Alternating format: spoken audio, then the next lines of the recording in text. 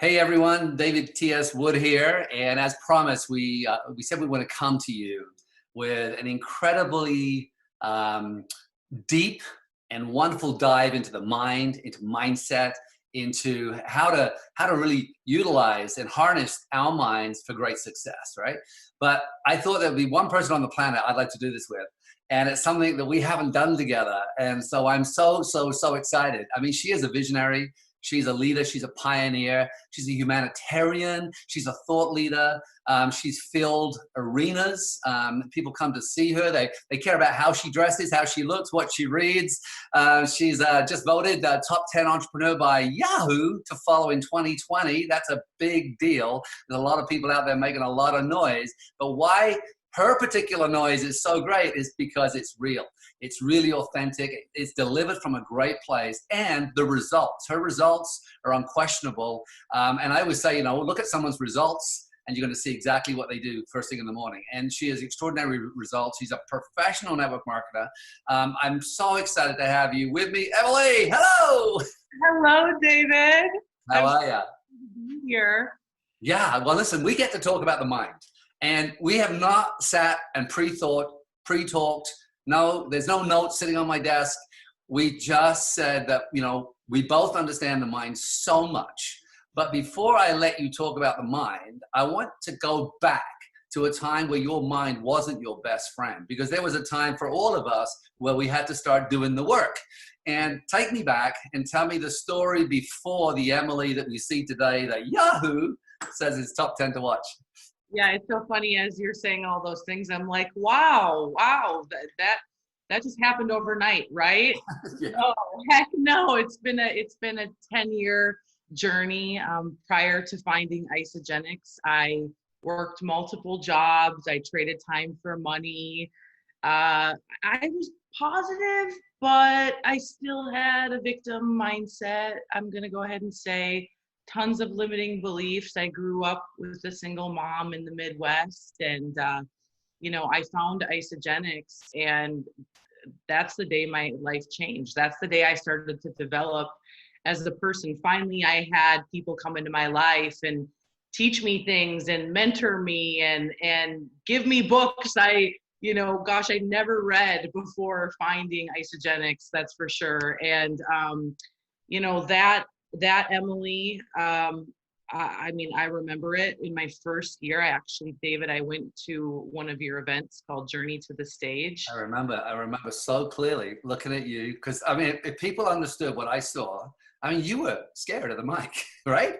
Oh, I remember it vividly. My hands were sweating the whole time. In fact, I was a little peed off at my mentor, Holly. I was like, why did you make me go to this thing? Because I want to go to the events where I can just sit and like no one has to talk to me. That's what was my mindset that back then. And I remember walking in and everyone's like mixing around and we're supposed to meet people and then eventually talk on the microphone. And I wanted to leave throughout the entire day. I'm like, maybe I have to go to the bathroom right now. Maybe an emergency is going to happen. That was my mindset. What will people think of me in this room? What if I don't say it right? I don't have the confidence. All of those things. Who do you think you are to be in this room with these people? You just started. You're barely a consultant. Like, could you really do this? And that was the start. That was the start to just facing my fears. Well, I talk to a lot of people about, because you're so well known around the world, and I train all over the world, and because people understand and watch you and follow you, I have to remind them, the Emily I met was not the Emily you see today, and that's the beauty of this journey. And we're going to explore the mind, and so much of what you've said, that sort of stinking thinking, that negative Nelly in our head, I call it the imposter. I haven't trained on the imposter for many years, but you talk about it where you're sitting there and your mind is in full attack against you.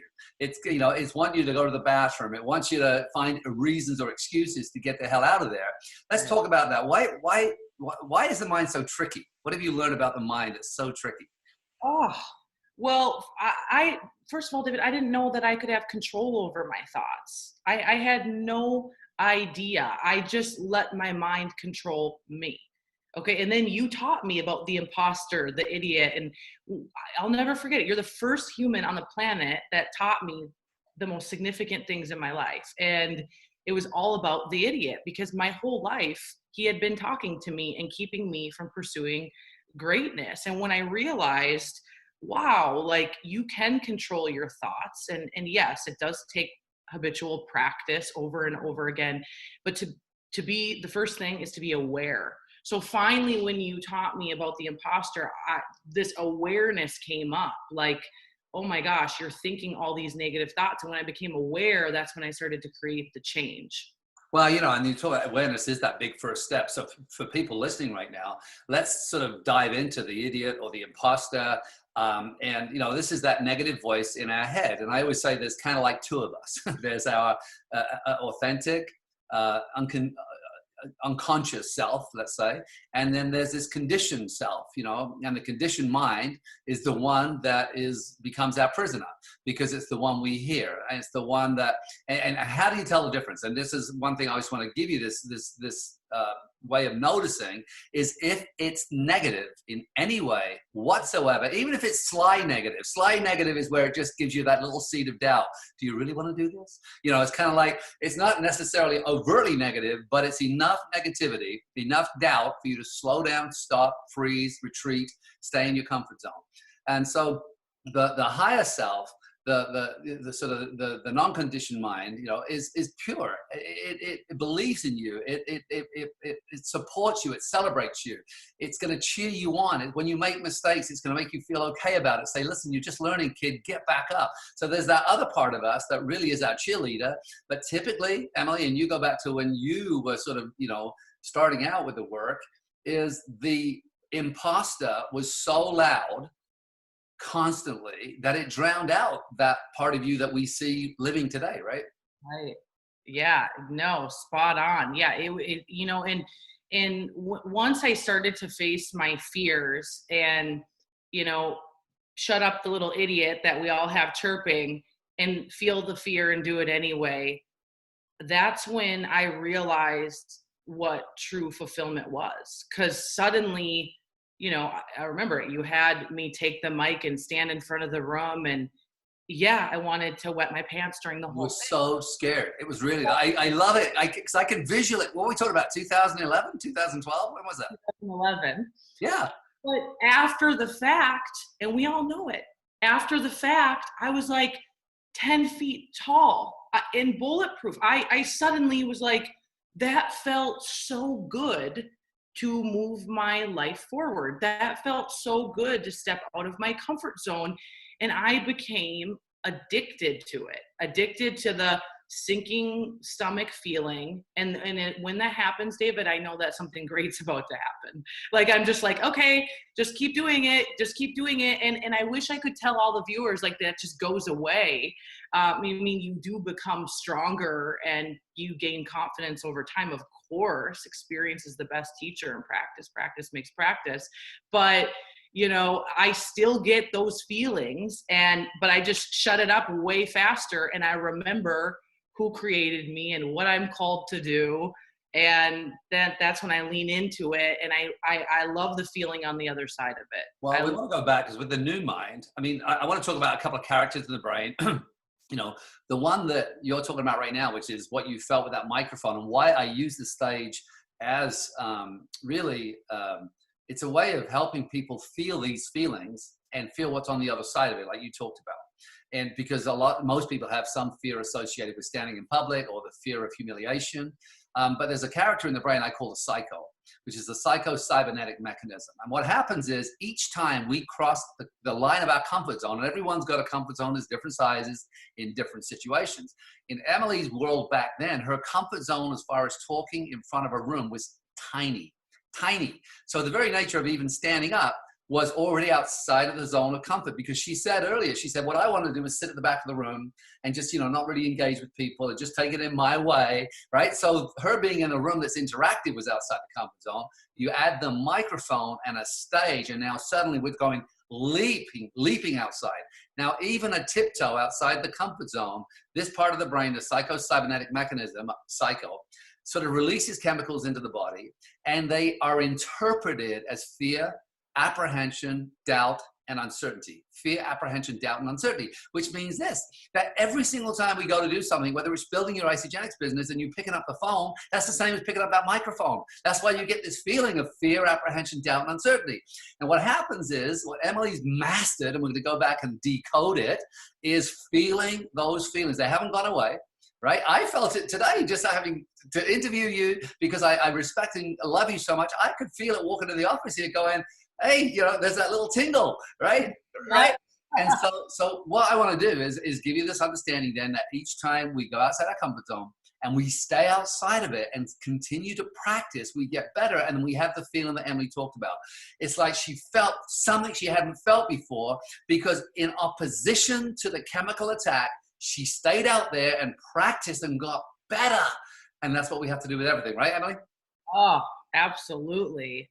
Oh my gosh, so spot on. Yeah, I know it sounds so easy, right? Like just lean into it and do it, but there is a level of all of us that we just have not tapped yet, and we haven't gone there. And when you start to do the things that make you want to pee your pants, make your armpits sweat, that is when you realize who God or the universe created you to be. And it's the best feeling in the world. Yeah. Let's go back and say, when you first took these steps, we talked about the imposter. Because you talked about, that you kind of beat it. You beat it at the game, because most people don't know they're in the game. They actually trust their thoughts. When you realize that sort of 70 to 80% of our thoughts are negative and repetitive, we think the same things over and over and over and over and over again, unless we actually go in and do some work and reprogram the brain. And the beauty is, Emily, as you know, with neuroplasticity now, science is showing us that we can completely rewire this noggin of ours. So it doesn't matter how negative we are, how poor we are, how unhealthy we are, we can rewire ourselves for ultimate success. So go back to that early stage when you started to have that negative voice. What were some of the techniques you used to quieten it? What were you doing to actually catch it and catch it at its job and then behave in spite of it? What were you doing? A plethora of things. One of the first things I did is daily affirmations, I am statements, because I was constantly, whether it was conscious or subconscious, feeling unworthy. I had all sorts of limiting beliefs. We all do. And so I am wealthy. I am beautiful. I took my favorite lipstick and wrote it all over my mirror, and I'd write it everywhere. I am a millionaire. I am constantly attracting high vibing people in my life. I am. And then, another thing, David, it sounds so simple, but just really being mindful who I surrounded myself with. I have friends, and had friends back then, that they would stop me when I said I can't afford, or, I would say certain things like, I'm not ready for that. And just constantly surrounding myself with people that were like, you are ready for that. Like, actually just do it. And that's why the power of our community, it's so vital that we surround ourselves with powerful people. So I would do that. I would, obviously read a lot, start to dive into great material by T. Harv Eker. I would listen to podcasts, things that would help me, learn new practices. For sure, one thing, meditation. And for me, I'm a busy go-getter. My mind is... I should say, you're standing up right now. Yeah. Because you're on calls. You've never been busier. This is during the COVID-19, and your business is taking off. As the great thing about our profession, and we'll talk about that later, is that in times of struggle, we always explode, but not everyone does. The people that are doing the work explode. So you're standing up, because otherwise you'd be sitting the whole day reaching out to the world, right? Yeah. No, absolutely. Yeah. You have to shift your energy. And so, that's definitely something, so starting my day today with even meditation and quieting my mind, because literally I look at this day and it is jammed. I'm so blessed. Okay. And I, instead of waking up feeling overwhelmed, all these low frequency type of emotions, what if this happens? What if that happens? Whoa, will I be able to eat? I don't know. Right. I started my day with meditation, and I just quieted my mind, and I came back to gratitude. I get to do all this. This is a privilege, right? And really just connected with the creator, and, set intentions for the day and how I'm going to show up for the day. And what I have found is when we quiet our mind, that's when all the beauty happens. That's when it's just you and God, and all of those negative emotions subside. And that's when I realize who I am and the power that I have. And if I don't do that, David, if I don't take time to be in prayer, to be in meditation, there's a significant difference in my day. Right? Do me a favor. Let's just explore that so people have a tangible way, because when you say meditate, some people think you ought to crush your legs, sit there and arm and, have a little bowl. Some people have wigged out about it. And I've been meditating since I was 20. I do it in a very unorthodox way, but I wonder if you could lead us through, how long, how you do it, what's your practice? Just so that someone can say, I want to copy that, because people like to copy success, right? Yeah, absolutely. So some days it is a little different. I'll be walking and maybe just listening to some light music, and that doesn't have words in it. I should go ahead and say that. And it will be more of a walking movement meditation. Some days, I'm blessed to live literally on the Pacific Ocean is my view. So I will go down and meditate there for 10, 20 minutes. Or other days, it might just be in my bedroom. But the thing is, I feel like we need to say this now more than ever.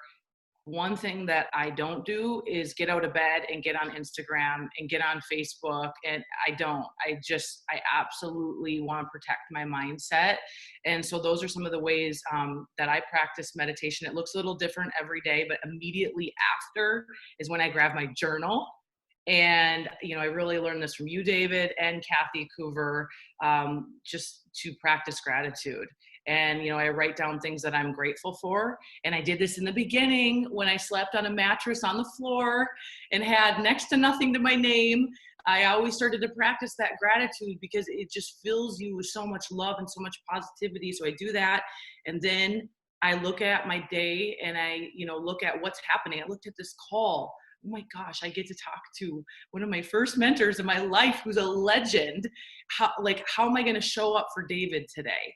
And, I look at it all the way throughout the whole day, and I focus on what I can control and what I can't. And I really, run my day, and I don't let my day run me. And so meditation, prayer, gratitude, and then brain dump, and then let's attack. I love it. And I love the fact you used different, because some people say I don't have the time. Well, you do have the time to walk. You have the time to quieten the mind. I love water as well. And water is a great sanctuary for me. Even in the shower, I'll find that, practicing gratitude in the shower, because as soon as that water hits my body, I live on a lake. But just taking or making places special, like you talked about, sometimes you just go and sit somewhere. And the very nature of having somewhere you sit in reflection, when you get there, your body's already anticipating the reflection. You're already going into this place subconsciously.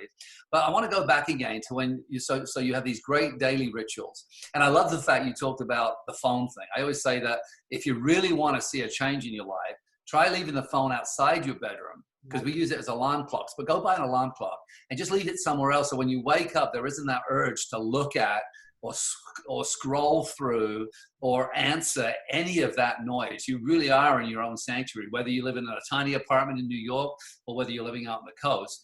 I do want to go back and say, though, when you used to catch yourself in the beginning with any practice like meditation, all this noise comes running in, and it's not like you always are able to get a quiet mind. Sometimes, you can't shut it up.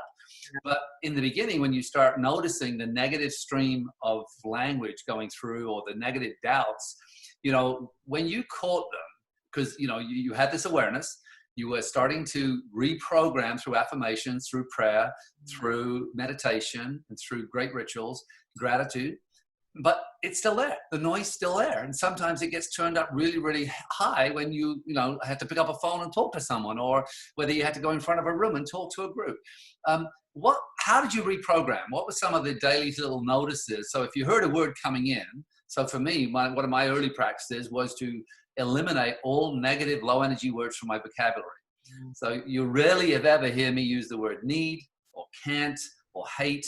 I mean, and I have this whole word. So if I like you said, I get to choose to be busy. I choose to have a full day and connect with people all over the world. That's, oh God, I need to talk to like 25 people today, right? Different energy. Yeah, So, I get too. yeah. So let's go. Tell us how you, some of the notices and some of the early things you did to reinforce and create the new neural pathways, because that's what you've done. You went from having a negative neural pathway, think of a highway, and the more repetitive negative thinking we have, the thicker these neural pathways are, and they just end up running our lives. You know, the doubt, the uncertainty, the insecurity, the judgment, that all comes from this repetitive negative thinking. And then what you've done is you've created a whole new highway and you guard it. There's guardians that say, hey, we don't let negative crap in here ever, right? Yeah. No, we're not entertaining that. Yeah. Oh my gosh. Absolutely. And it happens every day. Like yesterday, I was trying to calm myself down after an epic day, but I found myself feeling feelings of uneasiness in the best of ways. So grateful, but I just was like, Emily, you got to chill out. And so I took my dog on a walk, and it took me longer to breathe, okay, plan on what I was going to do in the evening to kind of calm down a little bit, to go through that, to change my state a little bit. I took some Ionic Supreme for sure. But when I'm in meditation, all the time it happens, all the time. Like my mind will divert to one area. And I'm like, why am I thinking about that? I don't want to think about it. So I come back to love, and I come back to what I want to think about. And I come back to, you know, just trying to neutralize whatever's coming up and focus on what I want. Not what I don't want. Focus on breathing in, breathing out. That's why, David, I know you're like a guru, but I'm a little bit more amateur in the meditation space. I'm getting better, but guided apps really do really well for me, because when the mind does go crazy, it's like you're able to just listen, focus on the app, you know what I mean? Yeah. So that's and they're free. I mean, like anyone listening, if they want to get a new meditation practice, and we're saying this is one of the building blocks to Emily's great mindset is the work, and this is one of those pieces that you can listen on your phone if you have to, but you can listen to a guided meditation anywhere for free, which is awesome, right? Right. And in the power of the words, you know, can't, that one was huge for me and still is. And so when I say it, instead of just saying it and going, oh, I just said that, I correct myself. And that has been major for me.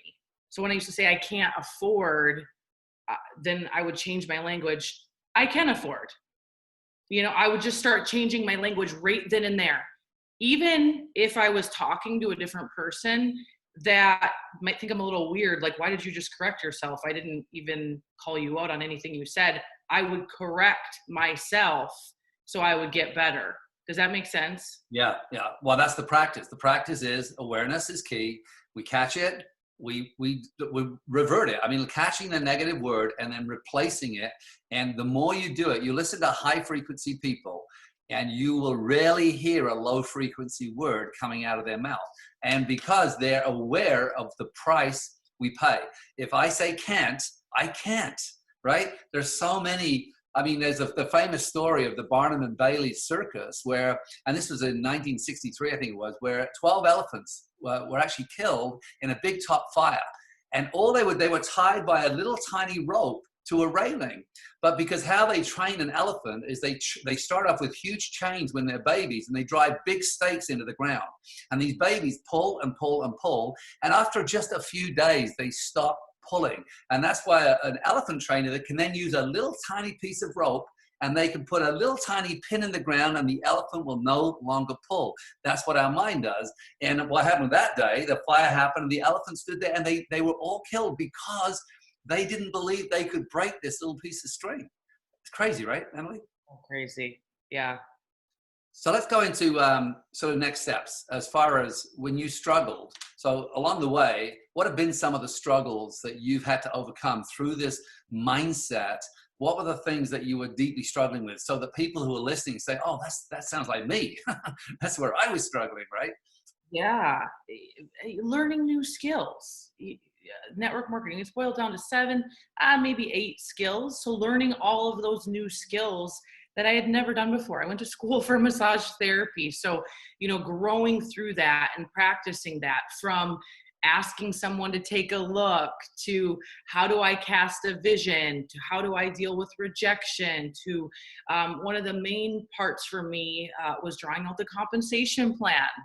I was like, I'm not sure how to do this. And that freaked me out. And then getting in front of a room, whether it was a room of 3 people or a room of 100 people, that freaked me out. And so I'd say that, my gosh, someone would return their box freaked me out.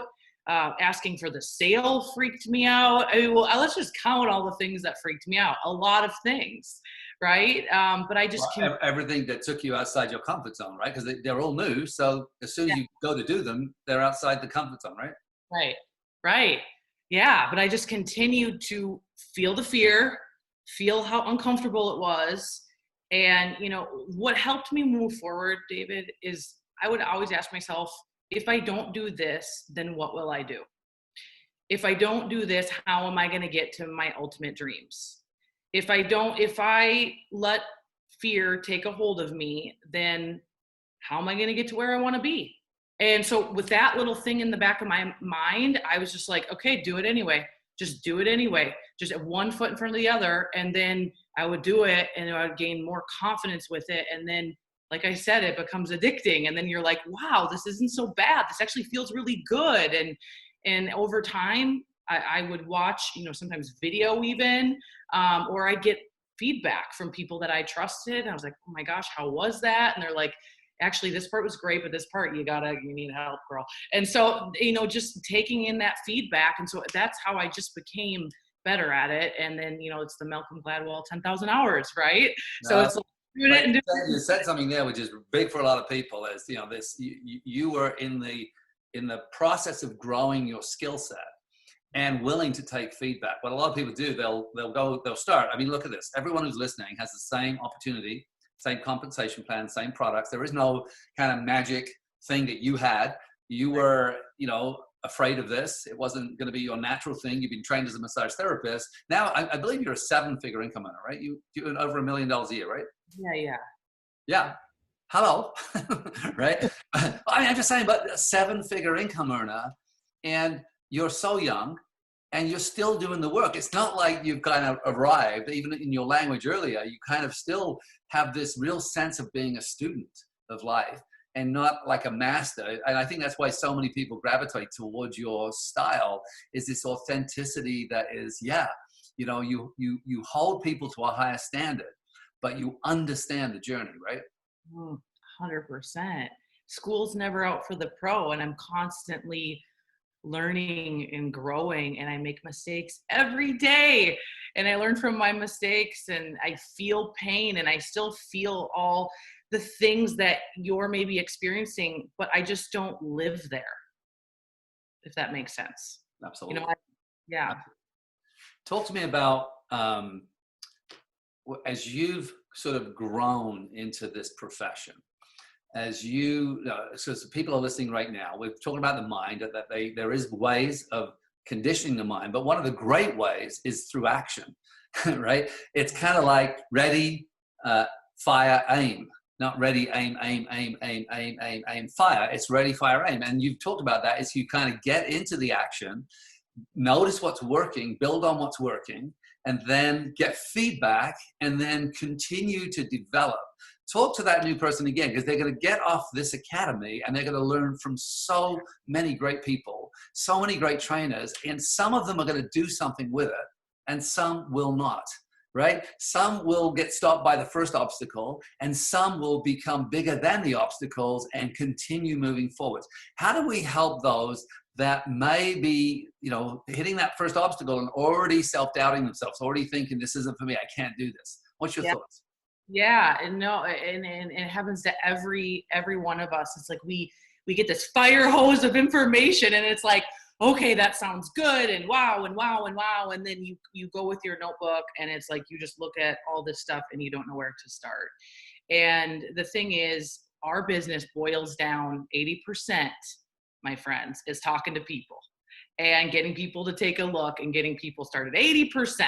So what I have found is most people they don't embrace the suck. Okay, it does suck. If initially it does. And what you've got to do, instead of making up all this other stuff that you want to take precedence over contacting people and doing the main thing of the business, okay, that's going to in turn develop your skills, you come up with all these other things instead of actually doing it. And when you do it, here's the thing that happens, okay? Action neutralizes negative emotions. So we all have those emotions, the fear, the comparison, all the low frequency things, sometimes anger, you're mad at your upline, whatever, all these negative emotions. If you would just take action and talk to someone and do your first 3-way call and start to do the main parts of the business, you're going to neutralize all these negative low frequency type of feelings, and you're going to have more energy, and energy creates more energy.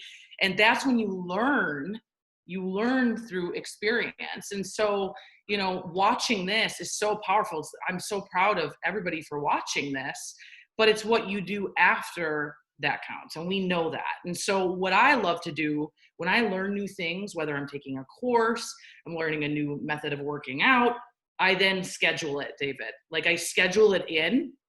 Like even now I'm learning like a new massage face technique, and I'm taking a whole course on it. It's like this ancient thing. It's just so cool. It's like random. Okay. But anyways, I'm taking a course on it. I want to, because it's something that I want to learn, something random that I feel like I want to learn, but I have to schedule it in. I got to schedule in when I'm going to do it, when I'm going to apply it, and all that good stuff. And so that's what my recommendation would be, is scheduling your work at time, schedule in when you're going to do your IPAs, your income producing activities, and then it becomes real. Because otherwise it's just a thought. It's just this whimsical, hey, I just was on this whole ISA Academy. I just listened to all this. Yay. I just posted on social media, but then you don't do anything with it. And that sucks when people don't do anything with it. So schedule it in, and then have someone hold you accountable and say, here's what I'm going to do. And when you start and you actually move forward, that's when you can't stop. And that's such a great thing, is, not just embracing the suck, but scheduling in the things you suck at to practice. So you're actually in there saying the reason it's in my schedule is because I know that I want to master this. And you said this earlier, there's kind of 7, 8, some could argue 9, real skills that we have to master in order to become a professional network marketer. But then you talked about the 10,000 hours. I wonder, how long was it from the day you started to the day you felt really more comfortable, where you kind of really were in the business, but instead of being afraid of it, you were kind of immersed in it? And then how long was that until you sort of started to feel like you really were a professional network marketer? What's that journey look like? Wow. Well, the first year, and I was all in. And so don't compare yourself to me or anyone, but I was all in my first year. Meaning, I was going for building to executive status, but the most I ever cycled the first year was 10 times at the most, which is significant, but that was me full all in. So I would say, by year 2, I started to feel more comfortable a little, but But you obviously, just to be clear though, that year 1, you put thousands of hours of work in. It wasn't like it was just a year or hundreds of hours of work, right? Thousands. So, I had my old desk, my vision board up with my whiteboard, books, stacks of books. I didn't purchase anything. I didn't purchase new clothes. The money that I had went back to Isagenix events, or growing my business, or traveling to team. Really. And so that's how my life looked my whole first year. I would get up in the morning, do my routine, do my workout. And then, I would try to reach out to people, get rejected a lot all throughout the day. And then at night, I would visualize, on my couch, I remember it vividly, I would visualize a tree, our Isagenix tree, and I would visualize the branches and people and all these people coming in, and different, backgrounds of people, different religions of people. And I all day long, I would just daydream, David. That's like what I had to do to keep me going. And that year was the best slash most difficult year of my life. And that year is what formed me. You know, it was that year. But then becoming a real professional, I would say I started to really feel like that by year 3, year 4. That's thousands and thousands. You've already passed the 10,000 hour mark by then, because you were all in, and your output. I mean, because that's why I always say, be careful. Don't use time as your marker. If I ask you how many conversations you've had since you started, or how many conversations you had that first year, it's a better way for you new people listening. You say, well, I've already been in a year. Well, because we don't compare yourself to anyone, but if you are in comparison, don't compare your start to Emily's middle, right? Because Emily, how many conversations do you think realistically you had about Isagenix that first year, if you had to guess? Thousands. Right? I mean, and a lot of them were repeated. You know, it takes 7 to 10 times before someone signs up.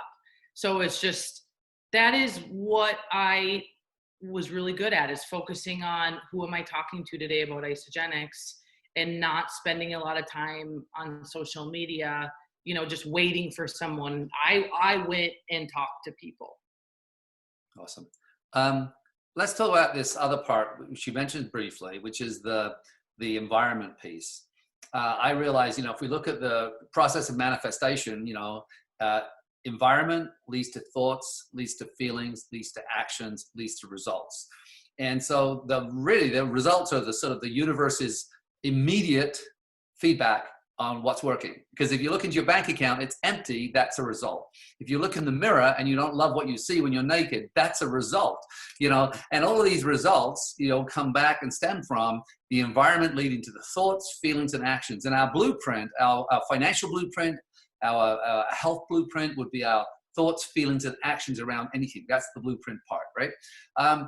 Go back and talk about this importance of environment, and how were you able to move away from negativity and negative people, or be around them and not be consumed by them? Because I can be around negative people all day long now, and it doesn't, their negativity is so small compared to my positivity that I just don't get drawn into that kind of world. But talk to us about that. How did you navigate the environment part, and how have you created an environment that allows you to live the life you lead? Oh, so good. Well, at first, when I started to get around our community, I was like, why does this feel different? Why? I feel so loved here. I feel energy. I don't know why. And then I started to become aware. Awareness is key. I'm like, this is because these people choose to live their lives differently. They live at a higher frequency. They choose to live in gratitude.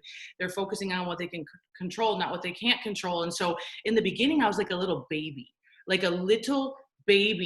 and I didn't have the willpower and the drive and the mindset I have today, where same thing, David, you could throw me in with the wolves, you could throw me in with anybody, and I can handle it. I'm like, I can handle you. Doesn't mean we're going to hang out, but I can handle you for a minute, you know? But in the beginning, I was weak.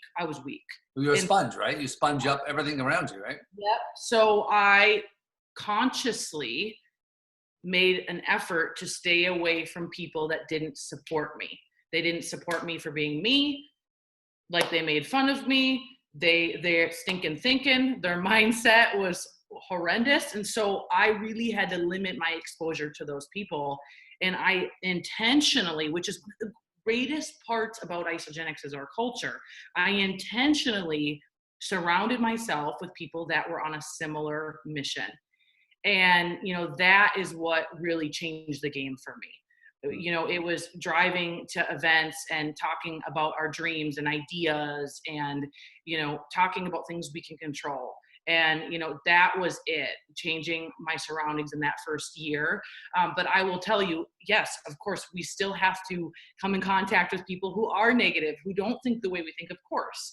And, you know, my thing is always to love everyone. I believe like that's like what we're called to do on this earth. And I'm never above anybody. I think differently, but I'm not above anyone. And so I choose to just love people, love them. And if I have a moment where I can give them a different perspective or coaching, I will. But one of the best things, David, I found that I could do is just lead by my own example. Yeah.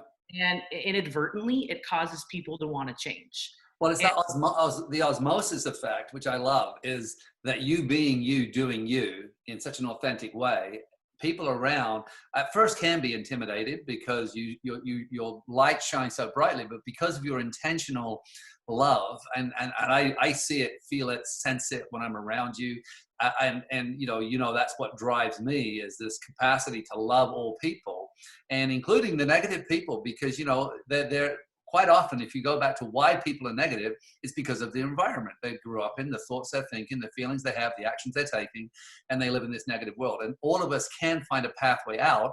And like you said, our culture plays such a huge role in that. But if I go back and ask you a more pointed question, there's someone listening right now, or maybe it's a woman, maybe it's a man, and they have a negative person living in their home, either by marriage or maybe it's children or maybe it's grandparents, but they actually are embedded with a negative stream. What's some of the advice you'd give to that person who's saying, well, listen, it's all right for you to say all this, but I happen to live with this most negative guy on the planet, right?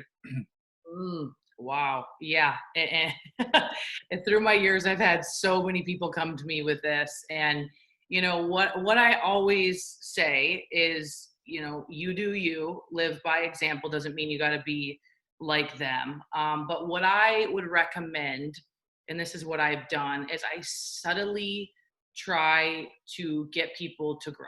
And what I mean by that is, like, here's this good book. Do you want to read it? It's so good. Like, you should look at this. Or me here in LA, I go to this church. It's very chill, non-denominational. And so I might actually find someone and say, do you want to come with me? Or might be an Isagenix event. Do you want to come with? So I subtly, because nobody likes you to come at them and be like, you need to change, you suck, blah, you're stinking thinking. Like, any person is going to feel like completely violated by that. And so subtle changes, I have found, I have done this with my own family, my own siblings, where I subtly invite them in and I let them have their own growth experience and growth journey, not mine. Right. And so I let them experience that. But I also, I do believe that there is time, and this probably isn't the most popular answer, but there might be a time where you grow beyond certain people. And if they're not willing and ready to step up to the plate and grow themselves and take personal responsibility, then you staying there, it is going to hinder your growth. It just will. And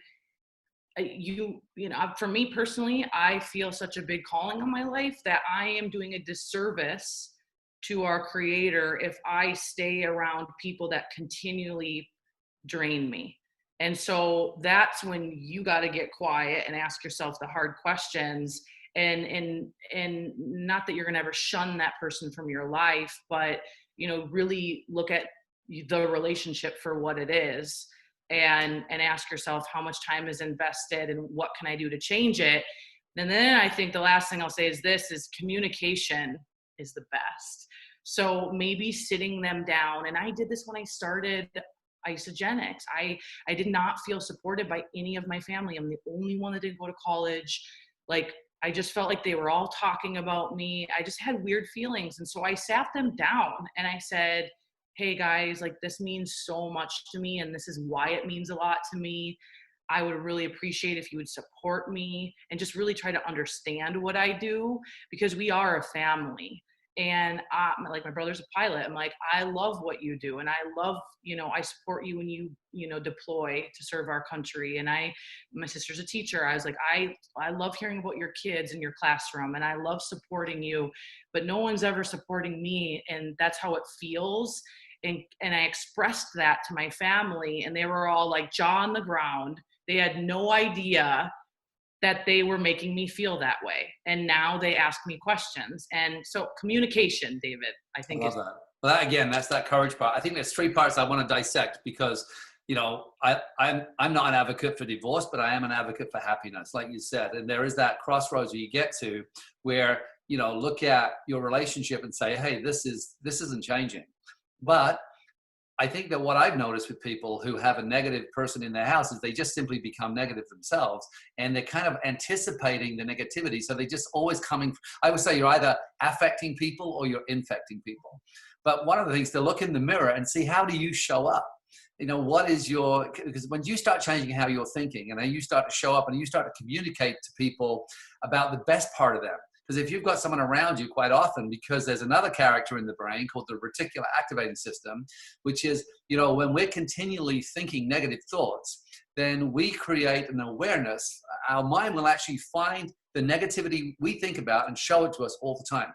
So that's why two people can stand side by side and one person can look out and say, oh my God, that's the most beautiful thing I've ever seen. And somebody standing right next to them say, I think it's going to rain. The weather looks crappy, because their RAS, their reticular activating system, is making them aware of what they're predominantly thinking. So if you've got a negative person around you, quite often you have a negative stream of thoughts about them. One of my practices is to write down 5 things that I really, really love about this person. Even people that are jerks, there is great things. They have a great sense of humor. Oh my God, they're a great father. He could be a complete asshole, but there's these qualities. What I do then is I focus on the qualities, and I train my brain not to to notice the thing that I dislike, and to start to really communicate with the part that I really like. And what I found is most times people elevate to the part of my thinking, versus, because I'm communicating with a part, and they can feel that subconsciously, they feel the care and the compassion or the love that I'm emitting. And I know it sounds very, very woo-woo, but I think, Emily, you get this, right? That when we put out, we do get it back. But we have to go first. It's not like we can expect the hubby to go first. If he's, we have to go first, and then we can start to affect instead of infect. Yeah. Oh, beautiful. Drop the mic. Drop the mic. No, for real. You may think it's woo-woo, but you practice it and you become the leader. You just have to, when you're living a life and taking personal responsibility, you just become the leader. You go first. You kill them with kindness first, and you get what you put out. It's so true. It's absolutely so true. And I have found, even if someone's negative, if I just hug them and tell them I love them, it's just, you just watch their expression, and you watch them just put their guard down and unravel. And it just takes you being the bigger person to do that. I tried something when I was in Italy. I was sitting in a little coffee shop outside in one of these little back streets. And I'm I believe in this so much, the power of the mind, right? And all I do is I'd pick somebody and I'd start to follow them, because a lot of people would just sort of be sitting or wandering around, and I'd notice them and I would just keep thinking really great thoughts about them. And on 3 different occasions, that person came and sat down with me. I know it sounds unbelievably weird. I get it. But that, to me, is that the intentionality. I mean, I want to talk to you about that. Is that what I see with you is you live with intention. You're intentional. Even the fact you're standing up today, you're intentional about your day. You're intentional about your energy. You're intentional about your mind, what you're thinking and what you're putting out. Your intention about your health. So there's this intentionality with you. Why don't we because we haven't got long left on this particular mindset show, but why don't you talk a little bit about that, the power of intention and the role intention plays in great thinking and in great mindset? Oh, so good. Yeah. Everything I do, there's intention behind it. Intention to get better, intention to grow my business. Every single day is filled with massive intention, because what I have found, if there's no intention, we're not just going to fall to the mountaintop, right? We have to plan. We have to plan. When are we going to stop? When are we going to take breaks? When are we going to have water? Did we plan our snacks along the way on the top of the mountain? And so that's how I look at my life. And first, we've said it 10 times on this call, it's the awareness factor. It's what do you want? What are you going for? And then reverse engineering it and setting up your intention. And it all boils down to the little baby things that maybe you don't think matter, but they all add up and they create the big thing. And so, look at everything in my day from how I treat my body to how I treat my mind, my daily practices. I know how I'm going to feel on the other side of that. So I have massive intention of what I'm going to do. Same with my business. I have always known, in being in this profession for almost a decade now, I'm not just like randomly doing Isagenix. Like, I have massive intention and specific goals. What's the goal? What am I trying to achieve here? What's the next level? So that way I don't just wake up a year from now and be like, oh, nothing happened in my business this year. I wonder why. Oh, because there was no intention behind it. So it's that specific intention. So if I know, hey, I want to get to this level, I'm going to have to reverse engineer it. And then I'm going to have more conversations, and I'm going to have to create consultants. If you want to get to executive, I'm talking to you. And so you're going to have to know, my ultimate intention is this. Okay. But then what am I going to have to do to get to my ultimate intention? Right. And so it's just so powerful to live life with intention. How do I, want to make people feel? Like, am I the type of person that I, walk into a room and I have some conversations and people feel like they need a shower after they're next to me? Or do they feel more excited and they, there's feel like they've been showered, right? Yeah, exactly. And so I just choose to live every day, and I ask God every day to just use me. I'm like, use me up, like use me for the greater good of humanity. Like, just take, like, whatever I'm supposed to do, just do it, and I will do it. And I just surrender to that. And my intention is to create change on the planet. And I'm very clear on that. And when you speak it and when you believe it, it's just like the universe just conspires in your favor. And I just choose to live life by design rather than by default. I'm not just going to roll through the day. I've always said this, even before this happening right now, I've always said, this is my economy. Like, I'm not going to let the world dictate what happens. And I know some of you are shocked that I might say that, but I've always had that attitude. It's my economy. It's what I can control. So it's just a different mindset. I hope that kind of makes sense. Oh yeah, absolutely. And so again, we're getting quite close to the end here, but I think about those three elements of success: right vehicle, right time, right you. We spent a lot of time talking about the right you, that mindset and environment, are critical, and they can be changed. But it is a daily practice. If you want a clean mind, you got to practice, and you got to practice on an intentional practice over time. And every single mind on the planet can be exactly what we want it to be. Science shows us that, neuroplasticity. But the right vehicle, right time. There's never been a greater time for Isagenix. There's never been a greater time because, we always flourish. Our profession flourishes in a down economy because people are looking for change. We're seeing right now a forecast of 800 million jobs disappearing over the next, 5 to 10 years. So why is this the right vehicle? Why has this become your home? Because some people have left. I mean, friends of ours have left. People we know well. And, and there's a part of me that always, my loyalty meter goes off a little bit, and that I struggle with that when people leave, especially if they have teams, but I do understand it. It's one of those things. But what I notice when I look at someone like you, I see absolute certainty in the vehicle. And that certainty is so sexy, and it's so attractive to bring to you what you want. Talk about that then, the right vehicle, right time. Why is this the right time? Why is this the right vehicle? Oh, well, absolutely. I mean, you nailed it spot on. Typically when the economy goes tanks, we do very well. I look at, even I came in 2010, a lot of my upline, nobody had network marketing experience, none of us. And we were all attracted because we kind of had to be. Let's just be honest. And that's what's happening now, is people are forced to take a look. People are realizing through all this, I don't have a plan B income. I don't have a what if fund. And people are now aware, because awareness is key, that they need and must do something. And so when I look at network marketing, and specifically Isagenix, it is set up for anybody to come in and be able to crush it if they put their mind to it. Obviously, you need to learn the skills. You need to be hungry to do it. But all of the things in business that, cost a lot of money, a lot of time, a lot of resources are all done for us. And I think we know that, but let me just remind you, from the payments to product distribution, to product formulations, to events that we have, our world-class events, to these trainings, all of those things are done for you. Okay. And that, I mean, I've talked to my friends who are entrepreneurs and how much money they've invested in different businesses to, $500,000 to $1 million and then some. Some of you have been watching can experience it, where you can come in to Isagenix. It's already set up for you. Okay. You're coming in and you're purchasing your products, and then you're a business. So you're eating your overhead, which is absolutely brilliant. But take a look at specifically now, health and wellness is shining a light like it's never shined before.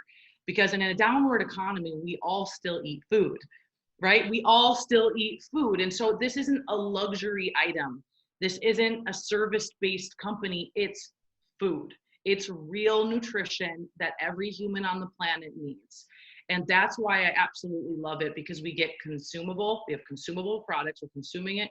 Emotional. You get emotional from how you feel, and it's visible of how you look. And so, the health and wellness sector, and I know Paul Zane Pilzer, he's a world-leading economist, and he talked about this a lot, the next millionaires. He wrote this book a few years back talking about the wellness revolution, and it's alive and well. And it's a matter, David, of what company are you aligning yourself with that's going to be able to take you to the income you want to grow, but also to feel really good about it, to know that it's going to be here. And believe me, I mean, I speak on behalf of the network marketing profession. I have seen companies come and go and come and go and come and go. And the difference with Isagenix is our leadership. Everything rises and falls on leadership. And you look at the Cougars and who they are and their experience, and everyone, just like David and I are talking about the power of our mind and the power of the environment, you look at everyone they've surrounded themselves with. It's the best of the best. And we base our company on values, core values. We've got them, and every single decision we make, and I know this because I've been on the field advisory board, I am on the field advisory board right now, is all about us. It's all about the associate. And you cannot say that with many companies. Usually it's about how much money is going to come in. And we truly, look at, innovation is one of our core values. Leadership development is one of our core values. That's why we're on this right now. We care more about developing people. Family is our core value. And, you can feel it especially when you come to an event. But even now on the academy and just getting involved in our culture, you can't bottle this up and manufacture it and sell it on the shelf. Like attracts like, and it brings in some of the most beautiful people on the planet. And it's just like anything in business, there's highs and lows. And, I always say leadership doesn't know a season. And I am committed to Isagenix. And my mindset around Isagenix is a partnership. It's not them and me, it's a partnership. And so I'm willing to get the ball in the end zone because of that mentality of I'll die for you and you'll die for me. And when you have that loyalty, like it just, you're going to win. But when you decide to blame somebody else because your check isn't growing because of X, Y, and Z, good luck. Like, that's what I have to say to that. Like, if you can't build here, I don't know where you're going to be able to build. Well, the thing that I think a lot of people don't know is you take yourself with you. And what happens is if you're not if we go back to the beginning of the call and the whole idea about being outside your comfort zone and how you spent so much time out there developing your skills. And again, we're only talking about we could argue between 7 and 9 skills, really, to become a master network marketer and to have $1 million income. If you wanted it, obviously you have to have the thousands and thousands and thousands of conversations and endure thousands and thousands of no's as part of that journey. But I think that, when we look at this idea of, blame, and so I'm sitting there, I'm looking, I've got the same things, and someone may call and say, hey, it's easier over here. Come over here, it's easy. And because we're not doing as well as we think, we consider it. But that, to me, just on a last note on this, is that's where, realizing if I take myself away from this, the same struggles, the same obstacles will still exist over there, and I may be walking away from something which you talked about, which I think is our greatest asset, our culture. And that's why when I reached out to you and say, Emily, are you prepared to come and share your wisdom and your knowledge to this group of people? And your answer is, even on your busiest day, where you're standing up the whole day because you've got so much to do, that you just say yes. And so I want to just turn it back for a last thought. We've spent an hour now talking primarily about mindset, very, very simple strategies that worked for you. They worked for me. The same strategies you adopt, I adopted. Every one of our friends who are successful, who have great incomes and great lives, they adopt the same philosophies. It's not like there's a hidden part. It's like, well, Emily's told you 80%, but she's keeping secret 20% because she wants to win. No, she wants to give you everything. So just last thought, as they're going to push stop on this, and in a moment, they're going to be sitting there in a quiet room wondering what to do with it. What's your thoughts? Okay. This is so beautiful. I love this. I love you. Oh my gosh. Okay. So what I want you to do is just get quiet. We got to get quiet. And I want you to visualize a life. Really go there with me, because I know right now you're resisting this. You may think we're woo-woo, but please do it. Visualize, what would your life look like if time and money were no longer an issue? And really go there. Like, what would it look like? What would it feel like? What would it smell like? What would it taste like? What would you do if you could create your day? You could design your life. And really go there. And I recommend like playing a song for 3 minutes and do it the whole time and visualize it. And then grab a notebook and write it all out while it's fresh in your mind. And it could be the simplest things. Like, you're at the grocery store buying whatever you want and you check out and you don't even look at how much it costs, right? It could be buying a plane ticket and sitting in the sand of Fiji and experiencing something there. It could be literally anything. Bringing your kid to their soccer camp that's the best in the nation and you don't even care about how much it costs. It could be just waking up when you're done sleeping. It could be anything, but I want you to really get crystal clear on it, write it down, and then at some point, which should be soon, make a vision board, write it out loud, but then put it to life, make a vision board. Then from there, it's time to take action, because none of those things are going to come true if you don't take action. So I would just start scheduling in your income producing activity, go to work like your life depends on it. Some of you it does.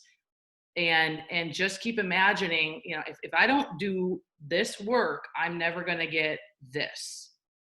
And that's all I've ever done. And my life is a decade of vision boards of putting things up and taking it down in my plastic baggie when things come to pass. My view, I've envisioned this. Cars, some of you don't really care about that. I don't even care about that actually. One time I did, but that was on my board. My school in Africa, the things I've done there was on my board. But the thing is, I would look at it every day. And when I didn't feel like doing anything, David, I would look at it and then I would take action, because I knew the only way I'm going to get these things or feel the experience of these things is by taking action. Yeah. And that's the big thing. When we look at the blueprint, right? A financial blueprint. We talk about thoughts, feelings, and actions, right? And then we talk about results.